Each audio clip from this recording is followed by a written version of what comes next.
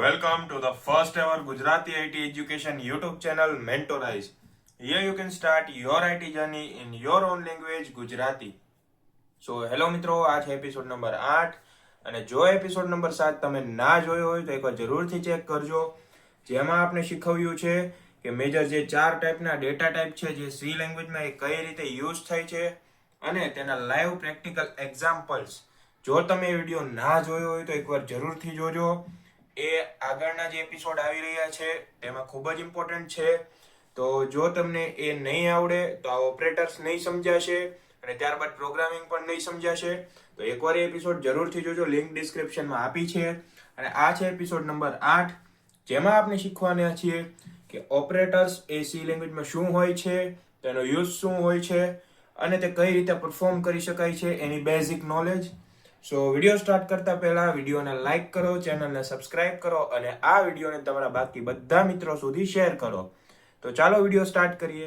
તો આપણે આવી ગયા છીએ આપણી પીસી સ્ક્રીન ઉપર. તો તમે અહીં જોઈ શકો છો બધા ઓપરેટરની લિસ્ટ આપી દીધી છે. તો આપણે સ્ટાર્ટ કરીએ.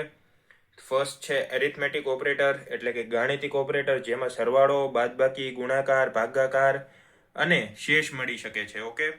ત્યારબાદ છે રિલેશનલ ઓપરેટર, એટલે કે બે વેલ્યુ વચ્ચે રિલેશન બતાવે છે કે બંને સમાન છે કે બંને સમાન નથી, કે એક બી કરતાં બીજી મોટી છે, બીજા કરતાં એક નાની છે, અથવા મોટી છે અથવા તો બરાબરની છે, અથવા તો આ વેલ્યુ આના કરતાં ઓછી છે અથવા બરાબરની છે.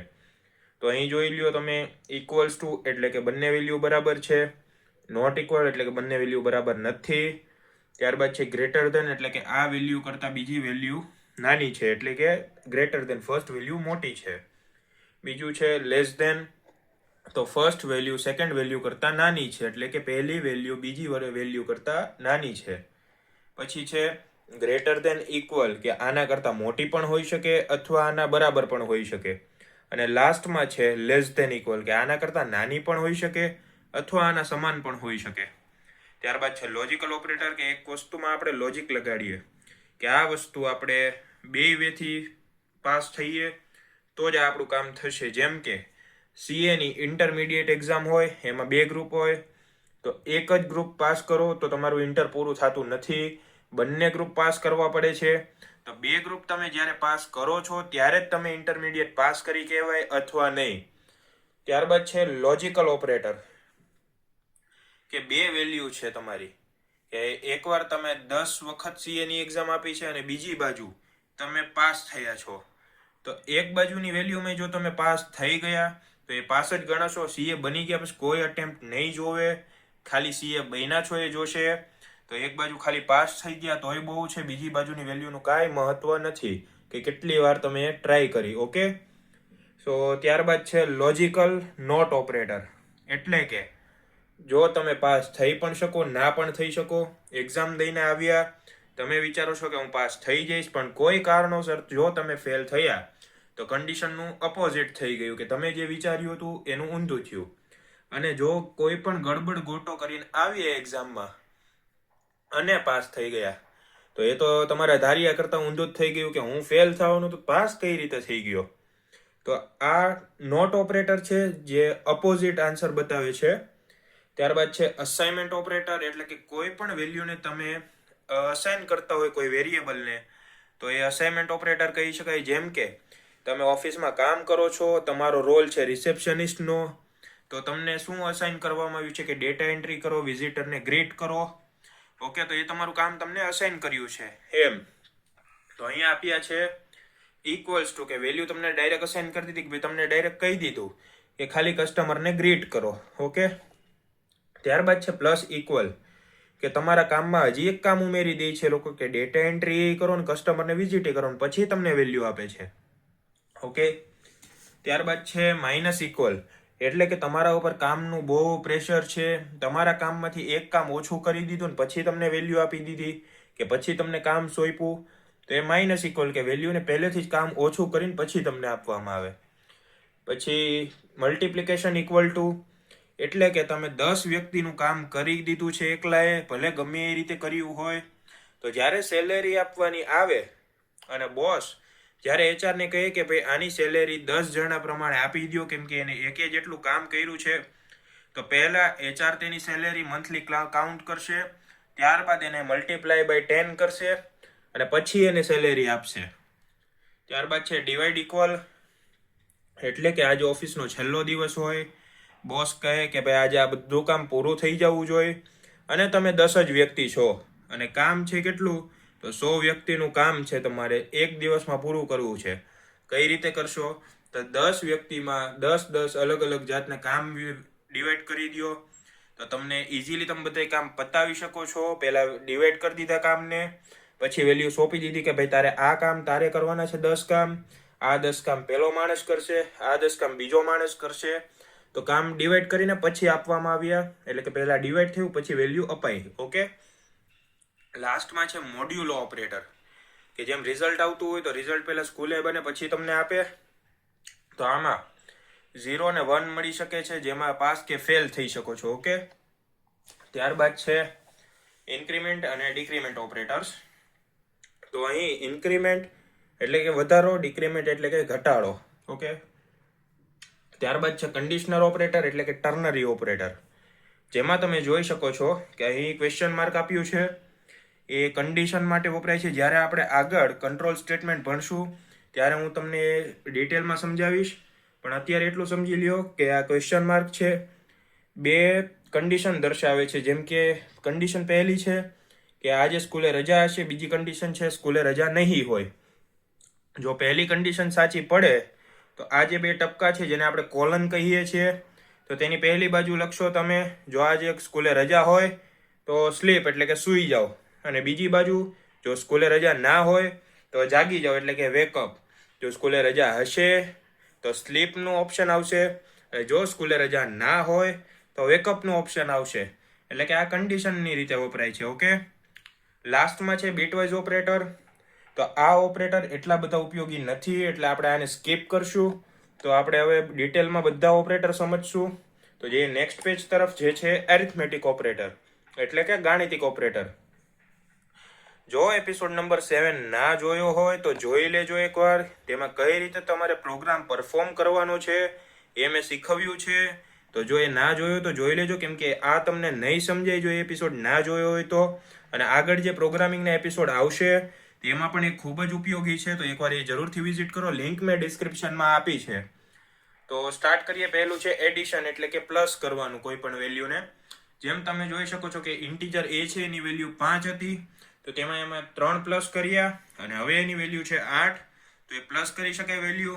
ત્યારબાદ ઇન્ટીજર બી ની વેલ્યુ છે 10, તો તમારે હવે ઓછી કરવી છે વેલ્યુ, તો તમે એને માઇનસ કરી દીધું 4 સાથે, તો વેલ્યુ હવે થઈ ગઈ 6, એટલે કે અહીંયા સબસ્ટ્રેક્શન બાદબાકી થઈ. ત્યારબાદ છે મલ્ટીપ્લિકેશન, એટલે કે તમારે કોઈ પણ વેલ્યુને મલ્ટીપ્લાય કરવી છે તો તમે ડાયરેક્ટ કરી શકો છો. જેમ કે ઇન્ટીજર સી છે એની વેલ્યુ 6 હતી, એને 2 સાથે મલ્ટીપ્લાય કરવી હતી, તો તમે 6 મલ્ટીપ્લાય બાય 2 અને સેમિકોલન લગાવી દીધું, તો તેની વેલ્યુ હવે 12 થઈ ગઈ છે. ત્યારબાદ છે ડિવિઝન, કે તમારે કોઈ પણ વેલ્યુને ભાગવી હોય અથવા તેના અલગ અલગ ભાગ કરવા હોય તો તે પણ કરી શકાય છે. જેમ કે ડી ની વેલ્યુ હતી ઇન્ટીજર ડી ની, એ હતી 8 અને તમારે એના 2 ભાગ કરવા હતા, તો 8 ડિવિઝન 2 એટલે કે 4. હવે ડી બરાબર 4 થઈ ગયા વેલ્યુ. ત્યારબાદ છે મોડ્યુલો. જેમ મેં કહ્યું કે જ્યારે શેષ મળે તો એ તમને 0 મળશે કાં તો 1 મળશે. તો અહીં તમે જોઈ શકો છો કે 9 મોડ્યુલો 4. હવે જ્યારે તમે 4 ને 9 સાથે ભાગો તો કઈ રીતનું સાથે, કે 4 દુ 8, 8 એટલે કે 9 માંથી 8 જાય તો વધ્યો 1, તો શેષ મળી 1. અને જો 9 ની જગ્યાએ 8 હોત તો 4 દુ 8, 8 માંથી 8 ગયા 0, તો 0 વધ્યા. તો અહીં બે જ પરિણામ મળી શકે, 0 અથવા 1. ઓકે, આ સમજાઈ ગયું? ના સમજાયું તો રિવાઇન્ડ કરીને પાછું જોઈ લ્યો. તો વધીએ નેક્સ્ટ પેજ તરફ. હવે છે રિલેશનલ ઓપરેટર. તો રિલેશનલ ઓપરેટર એટલે કે એક વેલ્યુ વચ્ચે રિલેશન દર્શાવે છે કે ફર્સ્ટ વેલ્યુ અને સેકન્ડ વેલ્યુનું રિલેશન કેવું છે. અહીં તમે જોઈ શકો છો ઇક્વલ, તો એટલે કે બે વેલ્યુ વચ્ચેનું રિલેશન હોય છે એ સરખો હોવું જોઈએ. તો તમે અહીં ફર્સ્ટ એક્ઝામ્પલ જોઈ શકો છો ઇક્વલનું, જેમાં integer a is equal to 5 છે, integer b is equal to પણ 5 જ છે. તો જ્યારે એને તમે પ્રિન્ટ કરશો એટલે કે પર્સન્ટેજ ડી વપરાય છે એના માટે, તો a ઇક્વલ્સ ટુ b એટલે કે a અને b ની વેલ્યુ ડબલ ઇક્વલ કરી શકાય, કેમ કે બે વેલ્યુને જ્યારે સરખાવો ત્યારે ડબલ ઇક્વલ વપરાય, અને ખાલી વેલ્યુ તમે એને અસાઇન કરતા હો ત્યારે સિંગલ વેલ્યુ માટે સિંગલ ઇક્વલ ટુ વપરાય. ઓકે, તો એ ધ્યાનમાં રાખજો એકદમ. તો અહીં તમે જોઈ શકો છો a double equals to b, એટલે કે એની વેલ્યુ b જેટલી છે કે નહીં. તો જો અહીંયા વેલ્યુ બે સરખી હશે તો પહેલું સ્ટેટમેન્ટ પ્રિન્ટ થશે, એટલે કે ટ્રુ. અને જો વેલ્યુ સરખી નહીં હોય તો ફોલ્સ પ્રિન્ટ થશે, એટલે કે 0. ઓકે, પછી બીજું છે નોટ ઇક્વલ્સ, એટલે કે બંને વેલ્યુ ઇક્વલ ના હોઈ શકે. એ તમે કઈ રીતે જોઈ શકો છો? તો integer a is equal to 5, integer b is equal to 3. હવે આપને ખબર છે આ વેલ્યુ ઇક્વલ નથી, પણ કમ્પ્યુટરને પણ સમજાવવી તો પડશે. તો તેના માટે આપણે આ રીતે લખી શકાય કે printf %d a not equal to b. Okay, જો a not equal to b હોય એટલે કે બંને વેલ્યુ સમાન ના હોય તો તમે ટ્રુ પ્રિન્ટ કરી શકો છો, એટલે કે આ વસ્તુ સાચી છે. અથવા જો બંને સરખા હોત તો આ કન્ડિશન ખોટી પડત, તો ફોલ્સ આવત. ઓકે, ત્યારબાદ છે લેસ ધેન. તો આપણે અહીં તમે જોઈ શકો છો પ્રિન્ટએફ કર્યું છે અને 2 9 કરતા ઓછા છે. 9 મોટો જ હોય ઓફકોર્સ, તો આ વેલ્યુ છે સાચી, કન્ડિશન સાચી છે. એટલે જો કન્ડિશન સાચી હોય તો ટ્રુ અથવા ફોલ્સ. ઓકે, ત્યારબાદ છે ગ્રેટર ધેન. તો અહીં લખ્યું છે printf %d 7 is greater than 4. 7 એ 4 કરતા મોટા છે. તો આ વેલ્યુ પણ સાચી જ છે, કન્ડિશન પણ સાચી જ છે. તો તમે અહીં જોઈ શકો છો, જો ટ્રુ હોય તો પ્રિન્ટ પહેલું થવું જોઈએ 1. 1 એટલે કે ટ્રુ, 0 એટલે કે ફોલ્સ. તો અહીં 7 4 કરતા મોટા છે એટલે ટ્રુ આવે, 1 પ્રિન્ટ થશે. ત્યારબાદ લેસ ધેન ઓર ઇક્વલ. તો અહીં તમે જોઈ શકો છો કે %d 4 લેસ ધેન ઇક્વલ 6. તો અહીં શું કહ્યું છે કે 4 6 કરતા નાના અથવા બરાબર હોવા જોઈએ. તો 4 એ 6 કરતા નાના છે, તો આ કન્ડિશન ટ્રુ થશે. તો અહીં પ્રિન્ટ થશે ટ્રુ. જો અહીં 7 લખ્યા હોત તો આ કન્ડિશન ફોલ્સ થાત. કેમ? કેમ કે 7 6 કરતા મોટા નાના નથી અને બરાબર નથી.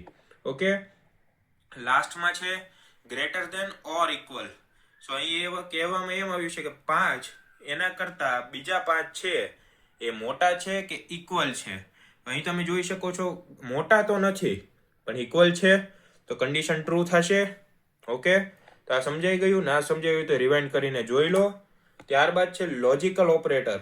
આમાં મેં તમને કહ્યું હતું કે બધી જગ્યાએ આપણે લોજિક વાપરીએ કે આ બંને પ્રયાસ કરવો પડશે ત્યારે જ સફળ ગણાશે, કે એક પ્રયાસ પણ સાચો પડે ત્યારે સફળ થાય. અથવા તો તમે એમ વિચાર્યું કે આજે હું પાસ થઈને જ આવી સ્કૂલેથી તો ફેલ થયા. ફેલ થવાના હશો ને પાસ થયા હશો, તો એ લોજિક નોટ ઓપરેટર છે. ઓકે, સો અહીંયા ઇઝી વેમાં તમને જો સમજાવું તો અહીંયા લખ્યું છે ફર્સ્ટ છે એન્ડ. તો લોજિકલ ઓપરેટર જ છે આ ત્રણેય, પણ આ એના નામ છે પર્ટિક્યુલર. એન્ડ એટલે કે આપણે એન્ડની જે નિશાની આવે એને ડબલ કરવી પડશે તમારે, ત્યારે જે યુઝમાં આવશે, સિંગલમાં નહીં ચાલે. જ્યારે તમે સિંગલ એ વાપરો છો એન્ડની નિશાની ત્યારે એ એડ્રેસ માટે વપરાય છે. ઓકે, સો અહીં ડબલ એન્ડનું ઓપ્શન તમારે લગાવવું પડશે. તો અહીં જુઓ, if both condition are true then answer is true. Even anyone value are else false then both are false. કે બંને વેલ્યુ જો સાચી હોય તો જ આખી વેલ્યુ સાચી ગણાશે, આખો સવાલ સાચો ગણાશે અથવા ખોટો ગણાશે. સો રિઝલ્ટમાં આપણે એક્ઝામ્પલ લઈએ કે જો if fail in any one subject so you are fail for pass you want to pass all subject. કે રિઝલ્ટમાં તમારે બધા સબ્જેક્ટમાં પાસ થવું પડશે, નકર તમે ફેલ ગણાશો. ઓકે, હવે છે ઓર. Here if any one condition is true from both so answer is true. કહેવામાં એમ આવ્યું છે કે બંને કન્ડિશનમાંથી કોઈ એક પણ સાચી હશે તો તમારો જવાબ સાચો ગણાશે. જેમ કે અહીંયા તમે એક્ઝામ્પલ જોઈ શકો છો, for opening door lock you have 2 keys. If first key is not right key but second key is open door so your door is open. તમારી પાસે 2 ચાવી છે, 2 તમે યુઝ કરી લીધી, પણ 2 માંથી કોઈ એકથી પણ જો તાળું ખોલ્યું તો એ ડોર ઓપન થઈ જ જવાનો છે. એવું તો નથી કે બંને ચાવી લગાવો અને ઓપન થાય તો જ ઓપન થશે, એવું તો નથી. 2 માંથી કોઈ પણ એક ચાવી થવાનું જ છે. ઓકે, સો અહીં એમ જ કહ્યું છે કે 2 માંથી એક પણ કન્ડિશન સાચી પડે એટલે તમારો આન્સર આવી જાય. ઓકે, ત્યારબાદ છે not. If answer is true then answer comes in false. If answer is false so so answer comes in true. જો તમારો આન્સર સાચો હશે તો એ ખોટો થઈને આવશે, ખોટો હશે તો સાચો થઈને આવશે. ઓકે, મેં જેમ તમને કહ્યું હતું કે એ ઓપોઝિટ જ આન્સર આપશે જે તમારો આન્સર છે એના. ત્યારબાદ છે અસાઇનમેન્ટ ઓપરેટર, કે જેમ મેં કહ્યું વેલ્યુને અસાઇન કરીને આપે છે. તો અહીં તમે જોઈ શકો છો કે સિમ્પલ અસાઇનમેન્ટ છે કે ડાયરેક્ટ વેલ્યુ આપી દીધી a ઇક્વલ્સ ટુ 5. ત્યારબાદ તમે જોઈ શકો છો એડ એન્ડ અસાઇન, એટલે કે પ્લસ એન્ડ ઇક્વલ. તો વેલ્યુ પહેલા તમારી પ્લસ થશે પછી આવશે. તો અહીં એની વેલ્યુ પહેલા 5 હતી, ઉપર તમે જોઈ શકો છો એમ. ત્યારબાદ એનામાં a પ્લસ 5 કર્યું, તો પહેલા એની વેલ્યુ 5 છે, અહીંયા ઉપર જોઈ લ્યો એકવાર.